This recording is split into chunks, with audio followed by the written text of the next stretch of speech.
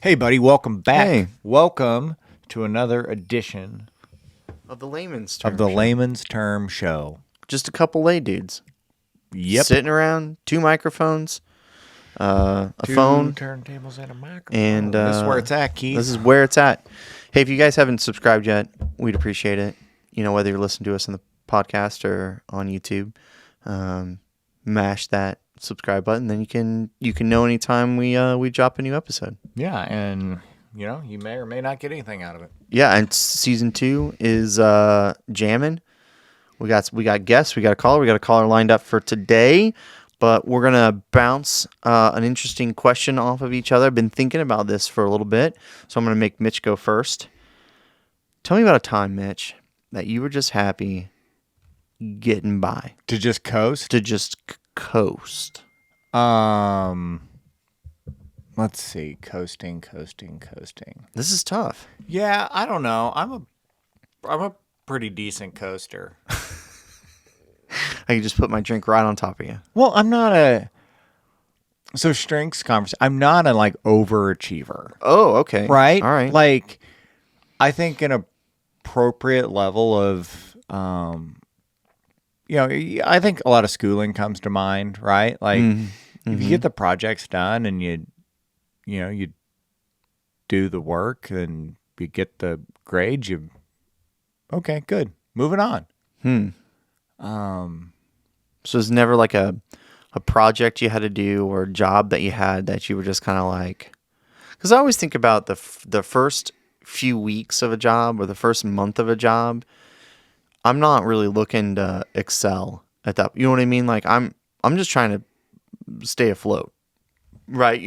I'm just trying to get the lay of the land, figure stuff out. I don't want to sound like lazy, but I like doing things. I like doing things right. I like doing a job well. But I'm not obsessive about stuff. No, I don't think it needs to be obsessive, but I don't think you just get. But there's by there's like school and stuff, like classes that I just didn't enjoy. Here's one for you. For sure. Band. I hated it. Hated it. Just get by. Just get me. You did it wrong. Out of here. I don't want to do it. I didn't want to be there. I didn't want to practice. I didn't want to do the concert at the end. I didn't ask to play the trumpet. It got told to me. So they're oppositionally defiant. Like not only my sense of agency and selecting the musical instrument of choice, right? I didn't get to. I'm left-handed, so I couldn't even be like, I want to play the guitar, right? That would have been a complete disaster because you got to learn that backwards, right? Nothing cool. And then it's like, all right, well, I want to be the drummer for Van Halen. Well, you can't do that either because every other boy wants to be the drummer in the percussion section. Too many of those. Too many, yeah. Always too many drummers. So they're like, here, have a trumpet. And then they're like, here, have some braces. And then here's what you do. You take this piece of metal. You take this piece of metal, and we'll put some piece of metal on your teeth, and we'll put your lips in between, and then you just mash them together. Yeah. Best you can. Yeah. So you liked band? No, it was horrible. It was an all-around bad experience for me, but I was signed up, and I was just, it was an endurance. Yeah, you had to do it. But yeah, I wasn't trying to get first chair. Okay, I was trying to get out. I can feel that. I feel like you did it wrong. When I had to do band, which I was not a fan of band either, I picked the flute so I could hang out with girls. Okay, it was great. That's cool. I didn't get a lot of choices. I don't know how to play the flute. I don't know how to play a musical instrument today. I faked my way through the final performance. I didn't even blow into the thing. I just did my fingers I was doing something. Just getting by. And but I got to hang out with girls for a semester. Okay, it was great. Great experience. Anyway, so see, that's a good one. I think that's pretty good. That's pretty good band. That's pretty good. I look at sometimes. Ooh, I have another good one. Oh.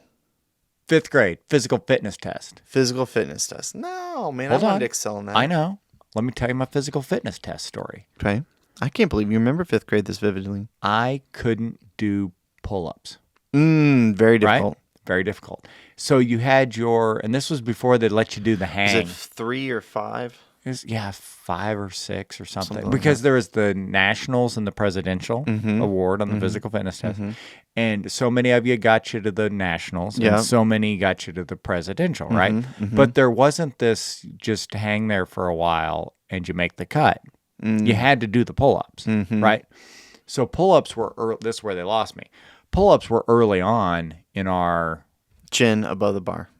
deal, right? Oh, like right off the bat. Yeah, because you do we're gonna do the shuttle run thing today with the erasers, right? You got to move so many erasers in such a amount of time, and remember that the shuttle run back and forth. Anyway, so you're like, oh, do the shuttle run, and then you'll do like a speed thing, and then do a strength thing, right? And it's like, oh, and then we'll do the sit-ups, right? But early on was the pull-ups. So you failed the pull up. So then you're like, what's the point? So Yeah. So then they're like, now you got to run the mile. And they're like, if you want to you got to run the mile in this or run the mile, in 6.5 minutes to be nationals and 5 or 6 minutes to be presidential. Sure. Anyway. But you already failed. So. But I couldn't get either one of them. So why try? I just walked it with Jimmy. That's nice. Jimmy and I walked it in 15 minutes. I also think back to... It was just a fine pace for walking the mile. I also think back to the times that we had to run for tennis. We used to always have to run like 3 miles. What shoes do you wear to run in tennis? Same shoes, tennis shoes. It's a joke. Oh. It was like a track around the school, right? We had a specific route to take that was exactly 1 mile, right? And the funny thing was a bunch of the guys were cutting through the school, right? Okay. So the coach is at the start and the finish, right? Assistant coach is supposed to be kind of running with us, keeping pacer. And coach timing, like one of these kids cut off like half a mile 3 times, right? Well, he ended up running like, I don't know, 3-minute miles or something over 3 miles, right? It was like 9 minutes and some odd seconds and the coach is like, yeah, go do 3 more. And he's like, no, coach, I finished. Like, no, there's no way. There's no way that you did 3 miles in 9 minutes. Anyways, it was funny. But I think that was a time I was just happy to get that out of the way. We had to do it like twice a year or something like that. And I think that was very happy just to not let the assistant coach, who was not a very good runner, pass me. It was usually me, then another kid, then the assistant coach following up. Was not a very good long distance runner. So that's I think a lot of projects too. I can't really name one person. Oh, I can name. Okay. So we had just bought our house here in Kearney, and the backyard our backyard comes off of a field, right? You know this. I'm just trying to describe it for the audience. So the backyard comes off of a field. So big giant field, and it's kind of this downward slope from the field to our house to the street, right? It's just a straight downhill. So whenever it rains from the field, you just get all this field water. And then the street that's like next to it or whatever, there's no storm drains until you get past our house.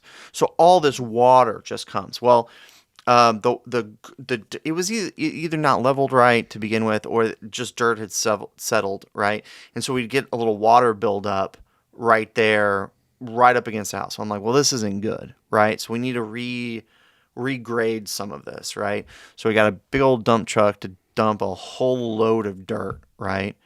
And man, I was just happy to get that work done. Like we're just doing it by shovel and wheelbarrow, and my wife's dad came over and did all the measurement, like, cause did all the the leveling to make sure that the 1 point was higher, and all that kind of stuff. So all day outside, this is like early July, with a shovel and my father-in-law telling me what to do. I was just happy getting by. Yep. That's a great example. It's a good example. Did not feel the need to excel at that point. Just felt the need to move the dirt where I was told to move the dirt. And that was it. That's my story. Yeah. So then, I guess with this conversation, then we're kind of talking about reflecting on trying to get the best bang for the buck, right? The best outcome, Highest reward, highest return on the least invested, least amount of effort, right? Very safe method there of, trying to get, like I could be a little bit more adventurous and maybe get an even higher reward with some more effort, but I'd rather just put in the minimal amount of effort to get the highest reward I can out of that minimal amount of effort. And yeah, I think that is a very it's maximizing, and it's very American too. It's very like, American. It's like, oh, when you go to the store, yeah. If you ever in like the sport drink section, and then there's like the protein drinks, and you're like, it used to be like, oh yeah, this little milk based protein drink here, it's got 8 grams of protein. Oh yeah, little 8 ounces, 8 grams of protein. There you go. That's a nice. Anymore, it's like 24, 48, 72 grams, 72 right? grams of protein. Like a week's worth of protein. It's not really a week's worth, but I'm like, wow, maximize. Oh yeah, it tastes terrible. Slug that back. Yeah, maximized. I think of people, and I'm sorry if this is you. I'm not dogging on everybody, but I think of some people that flip houses.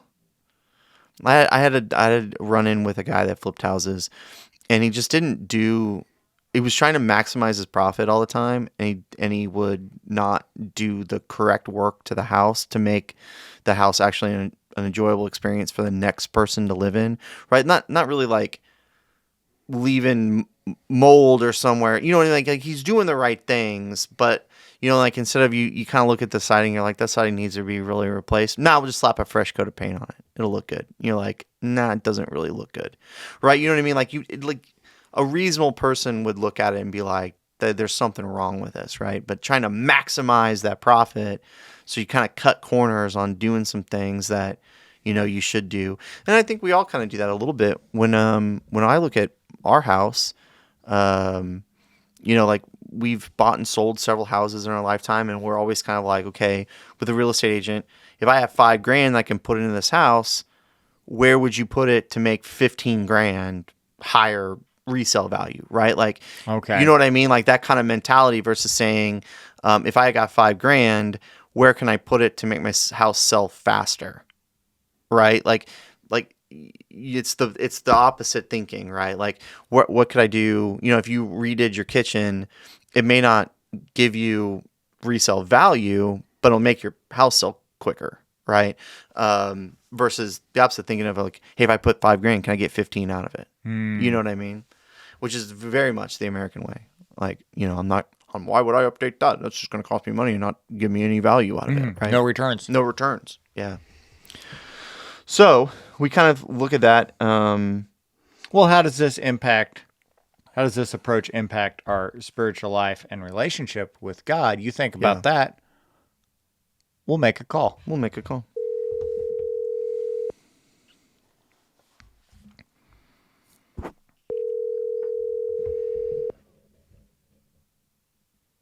Hey, you got him. Hey.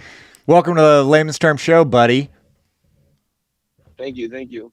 Hey, we're talking about this mentality of doing the least amount of effort, getting the maximizing the most on the output, and we're kind of talking about this approach and how that approach can kind of be like a negative impact on our spiritual life and relationship with God. And just coming in for giving you a call, get some hot takes on this. We were just kicking around like areas where we've historically been putting in less effort, very low effort. So I know you are pretty much awesome at everything. So your minimal effort's probably better than my max, but. You got any examples for us there, or do you want to just jump right into how this approach is negative? Well, I got some examples there on it's a mindset, but anytime you're doing physical labor, you want to do the least amount possible, right? Oh, so Correct. now we're talking efficiency, not just maximization. Well, but see, hold on now. Let's see, you just put a title on it. I mean, we were just calling it, we were borderline calling it laziness, and now we're calling it efficiency. So we really got to make our mind up which one is it. Well, if you can go, when you're talking about physical labor, though, like if you do it slow and steady, you can probably you can hit an efficiency mark that will keep your maximum output will be higher. Right. You know what I think about when I think about efficiency versus laziness? You ever see the roofers when people are doing a roof? You ever see them with a ladder and they throw those shingles on their shoulders and then scurry up the ladder and then flop them down the roof, right? Well, the other method is whoever delivers the stupid shingles has a conveyor that just sits on top of your house and they just conveyor that thing up. Now, to me, that's not laziness. That's efficiency. It takes way less time to get those shingles up. You're not risking somebody falling off a ladder, with a bunch of weight, right? So that's really an efficiency standpoint. So I use fuel pellets. Okay. I burn fuel pellets in the winter. They come in 40-pound bags. Okay. Oh, yeah. I have to carry them around the house, and I have to unload them once. I have to load them into the truck. Yeah. I have to unload them from the truck into the garage. I have to move them from the garage to the basement. Mm-hmm. Okay. I can carry one bag easily and make lots of trips. Mm-hmm. I can carry 2 bags in the same amount of time it takes me to carry the 1 bag, and it's not that much more work, but it cuts the movement time in half. If I go up to 3 bags, it gets quite a bit more complicated and risky it doesn't. 2 bags doubles my output over 1 bag.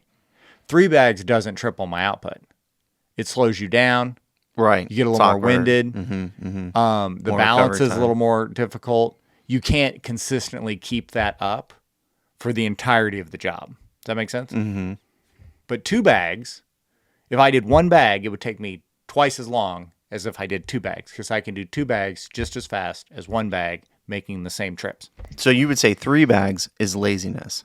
No. You just want to get it done as quick as you possibly can. Not efficiency. 2 bags is efficient. 2 bags is efficiency. The 3rd bag is... It's not laziness. It's not lazy in terms of I want to... It's not lazy. It's hard work. It's hard work. But it's like, all I want to do is just get this job done. Yep. Right. Yeah. And you could end up burning out before you get them all moved. Yeah. Well, let's think about something here, for example, right? Okay. There's a few people in this world that genuinely feel that when they go to work, they're not going to work. People say, hey, if you love your job, then you'll never work a day in your life. Well, there's elements of that statement that are true, but at the end of the day, you're still working. You're not with your family. You're not with your friends. I don't know about you guys. You guys are in a little different situation than I am, but I didn't join my workplace because I wanted friends. If I wanted friends, I would join the Boy Scouts. Okay? So with that being said, I come to work for the same reason anybody else does. You have to have money in this world to buy the things that you need to survive. For the most part, we don't have to get into the whole schematics of that, but we'll just agree on that. Okay. Agreed. So for me, honestly, with some exceptions, I don't like doing work the first time. I definitely don't like doing it a second time if I have to redo it. Yeah. Mm-hmm.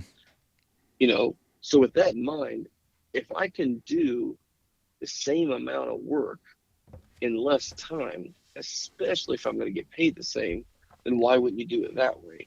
And then that, to me, is more of a term called efficiency. Now, another thing to think about is if I told someone, hey, you could get paid $100,000 a year and work 40 hours a week, or you could get paid $200,000 a year and work 40 hours a week, which one is anybody going to choose? With everything pretty much being the same, you're probably going to take the higher salary. But to go along with our conversation that we had on Sunday, would that be, kind of deemed as, getting more for less? You're not really Mm. doing less. You're still doing the same amount, but you are getting significantly more, you know? Oh, So I so you think just when it changed comes the to sliding variable. Okay. but so I think in this world, you know, especially from a salary standpoint, we're all looking to make as much money as we can with doing the least amount of hours as possible, right? It's somewhere in your career that the marginal starts to really diminish the marginal rate of return. Okay. For me, it's the same, but for like you guys, if you want to get, if someone wanted to work at salary as a professional, well, I'd like to get a $20,000 bonus and then start working a little bit extra. The extra you're working, you're probably actually getting paid less per hour if you could really, put pencil to paper.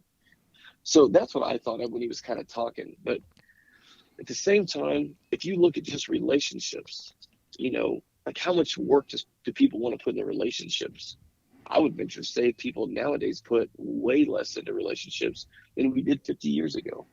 Yeah. So, and I think that's what I really Yeah. like where you're going with that, because what we put into a relationship can kind of directly correspond to what we're getting out of the relationship. And I think we can easily translate that to our relationship with Christ, right? Yep. If you feel like, if you're not really feeling it, you're not feeling the growth, you're not feeling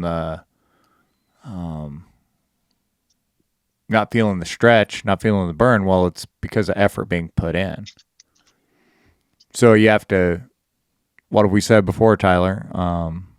Lower your expectation and increase your commitment, right?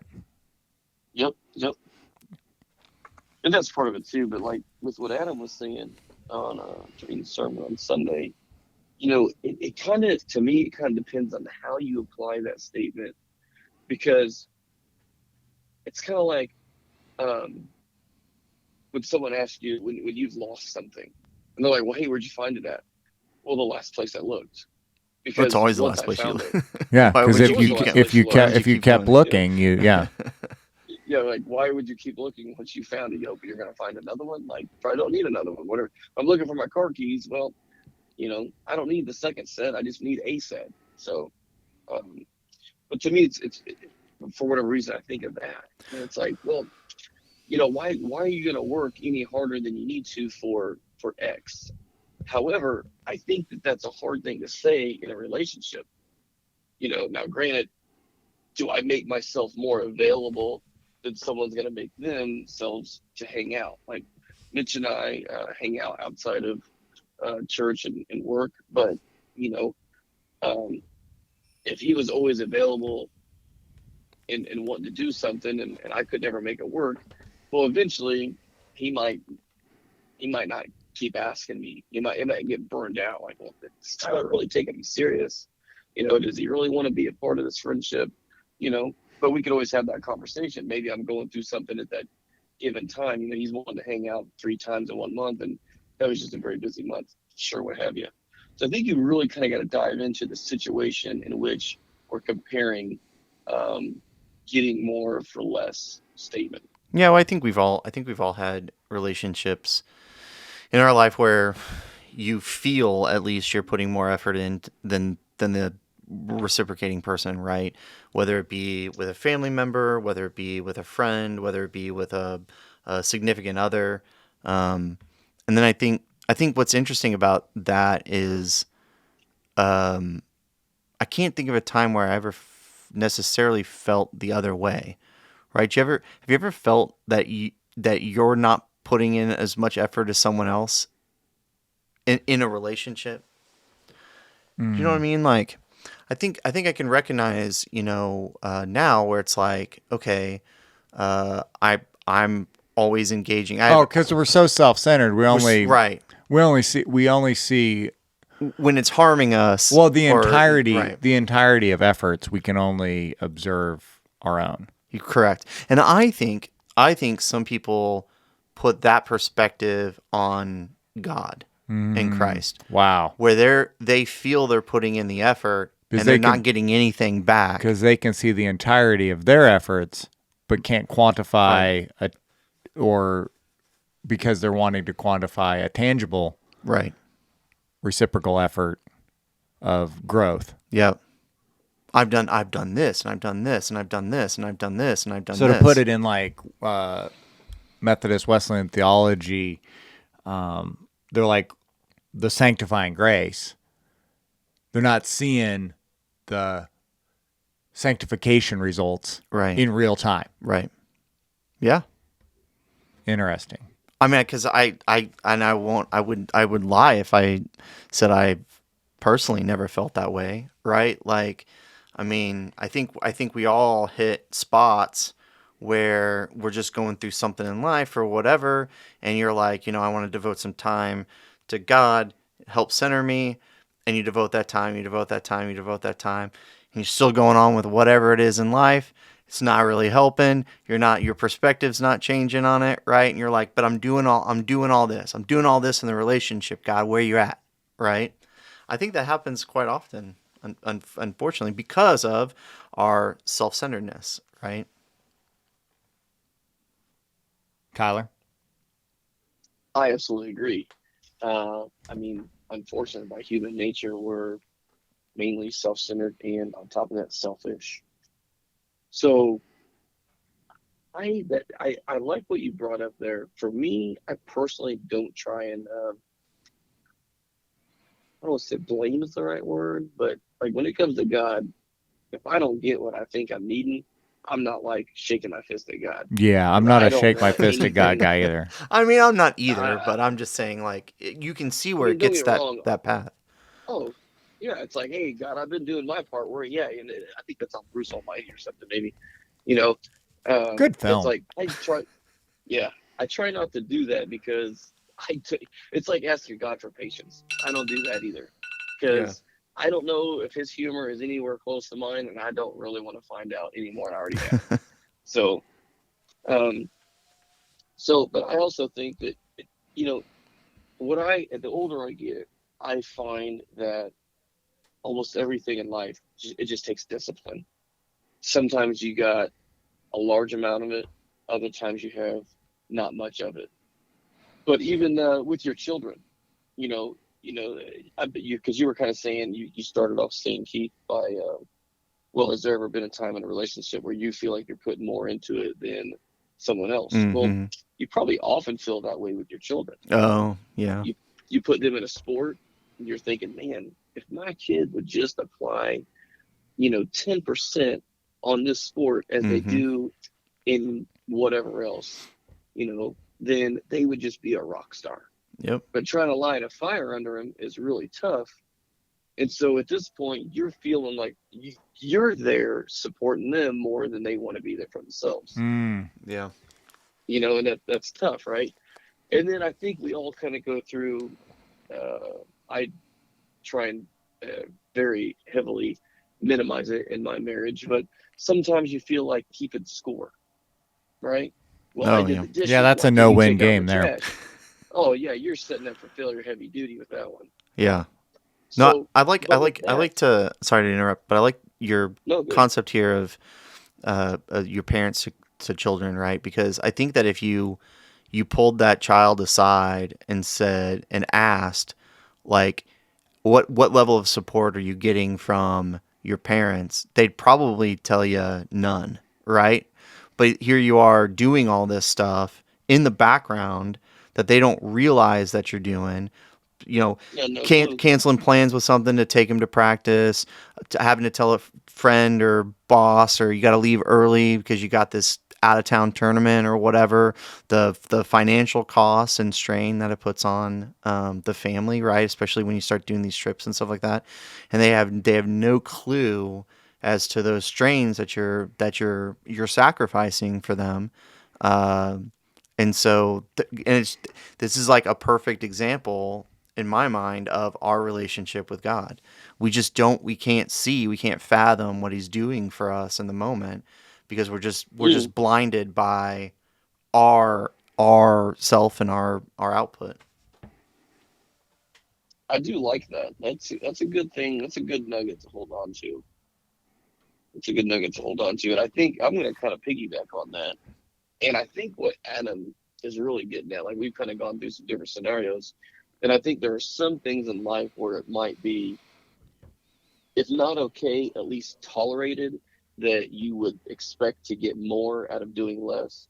But he said that he was told one time that being a Christian or being, I think it's what he said, being a Christian is like riding a bike.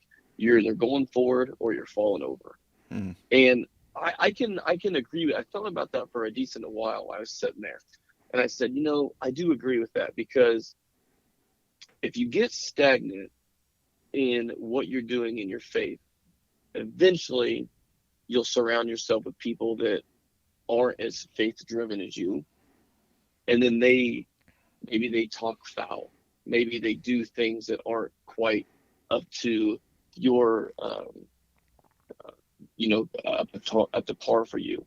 So your conditions start to break down of what you consider being a good person or maybe a good Christian. Those conditions start to break down. You become more tolerant of it. So now you're falling over. Yeah, you start assimilating to your surroundings. You do. And so I heard what he said. I really like that. But I think if you're wanting to continue to grow and get closer to God, then you're not going to get there. You're not going to get more by doing less. And that relationship, you are only going to get more if you do more.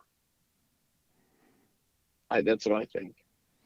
And and once you do get there, it's going to be, it's going to be a challenge even to maintain it.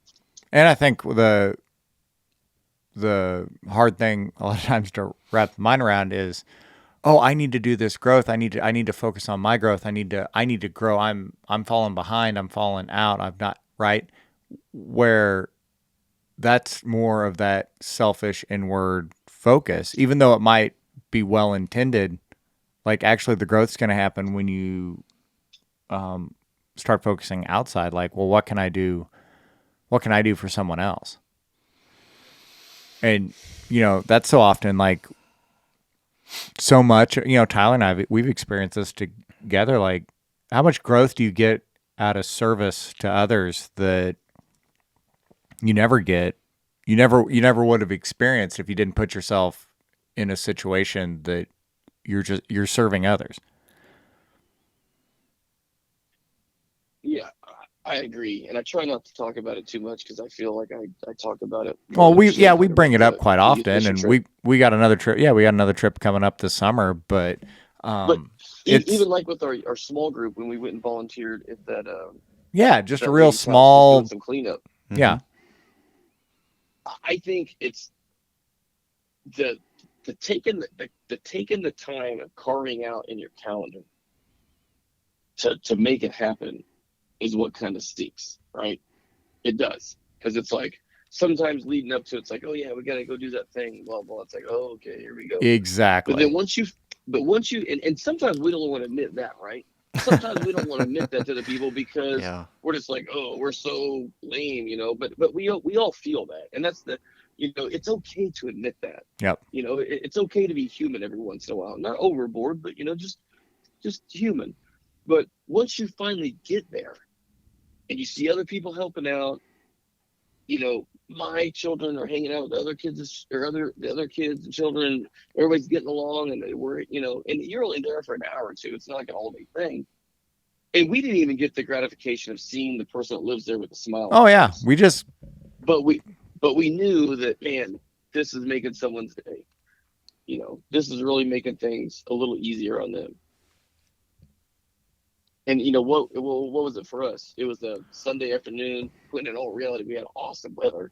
Oh yeah, a little windy, but the weather was fantastic. And it's like, why not be outside on a nice weather day like that?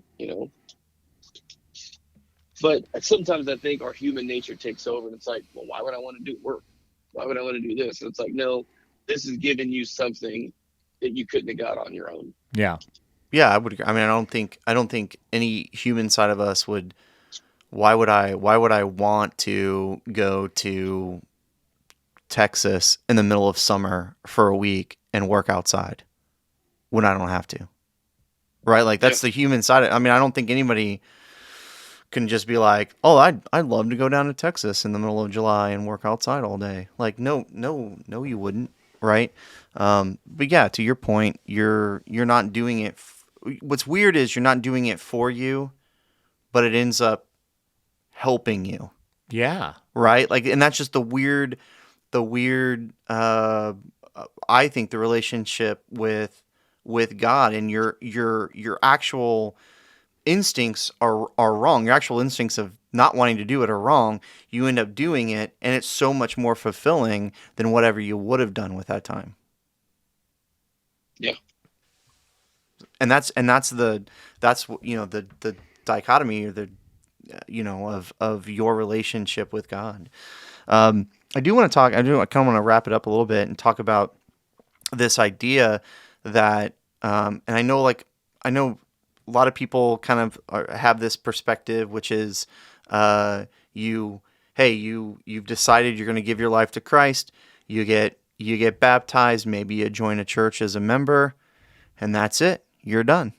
You've made it, right? You've arrived. You've arrived at you're doing the things. You've gotten baptized. You've made the commitment, and you're saved, and that's all you got to do, right? And there is a true some theology out there that would say that's accurate, right? And I think what we're trying to say is that that's the first step. That's just you recognizing that you're not in this world alone, and it's really the first step to the longer journey. And that's what we're really talking about, is how do we continue on the journey past the acceptance of what God gives us, and then what do we do from then, right? Yeah, it's the start of the race, right? Yeah. Well, that's the big takeaway question is, how do you... Well, Yeah, go ahead, Tyler. what came to me when you were saying that, Keith, is right away they're putting a destination on faith, or they're putting a destination on Christianity. The reality, my humble opinion, there is no destination of faith. What would that look like? When you meet Jesus, you pass, you go to heaven, you meet Jesus. So then it's like, oh, well, I made it. I'm in the pearly gates, all good to go here, guys. No, I got a good feeling whenever you make it to the pearly gates, there's going to be some kind of work to do there. Maybe you're an angel. Maybe you're helping do this. Maybe you're helping look out for people on earth. Like, I don't really know how all that stuff works. I'm not here to particularly get into that. But I don't think anybody knows how it works, buddy. Yeah, right. But I mean, I don't even really want to give my opinion. We don't have time for that. But my thought is like, there's no destination of faith. There's no destination of Christianity. And I don't know what Adam's going to talk about next Sunday, but I can easily see him tying that thought into it. Is, you're trying to get more out of doing less. It's like, no, there is no less in the future. There's only more. Yeah. And you can't let that bog you down, because it's a good more. The relationship doesn't end just because you die, right? You still carry on that relationship, and relationships take work, regardless of whether you're here, there, or anywhere, right? That's kind of your point, and I would completely agree with that. And I don't necessarily think I've thought of it that way before, right? Like I think for so many people, the destination is finally being in full relationship with God, right? And I think what you're saying is you may never be in full 100% relationship with God, regardless of whether you're living on this earth or not. You will still constantly be growing. You'll still constantly be growing and trying to be more Christ-like, more God-like for eternity, because we're just not capable of it. That's what I think. And don't get me wrong, I haven't had the opportunity to ever think of this stuff. I literally, as you were kind of explaining that came to me. I literally wrote it on the glass of my crane here. That way I wouldn't forget my thought. before I saw something bright and shiny and lost all concentration. But yeah. Yeah. I don't know. I had to think about that for a while. That's deep theological stuff here on the layman's term. Look at that. All of us completely unqualified to even think about these things, and here we are thinking about them. Well, we're going to think about, we sound like a broken record sometimes with knowing, growing, and going, but that's kind of what we're summing up here is actively recognizing opportunities to grow knowledge, to grow in relationship with God, actively looking for opportunities to grow like this, like discussions and conversations with fellow believers and non-believers, like growing conversations, and then doing those chances to serve and being out doing what we're called to do, and that's to put others' needs ahead of ours. Yeah. So look for those opportunities. Tyler, it's been a joy, brother. Thanks for picking up and joining us on the discussion today. People always love it when we have you on the show. True. We do. Appreciate you We do fellas. as You guys well. have a good But rest of your day. all right. Yeah. Love you. All right, later. All right, man. Take Bye. care, guys.